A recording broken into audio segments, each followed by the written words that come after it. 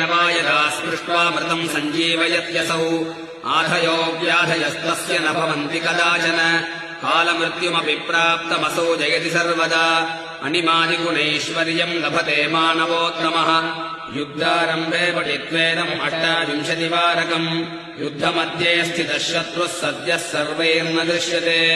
न ब्रह्मादीनि चास्त्राणि क्षयम् कुर्वन्ति तस्य विजयम् लभते देव युद्धमध्येऽपि सर्वदा प्रातरुत्थाय सततम् यः पठेत् कवचम् शुभम् अक्षय्यम् लभते सौख्यमिह लोके परत्र च सर्वव्याधिविनिर्मुक्तः सर्वरोगविवर्जितः अजरामरुणो भूत्वा सदा 16 वार्षिकः विचरव्यखिलान् लोकान् प्राप्य भोगांश्च दुर्लभान् तस्मादिदम् महागोप्यम् कवचम् समुदाहृतम् मृतसञ्जीवनम् नाम्ना दैवतैरपि दुर्लभम्।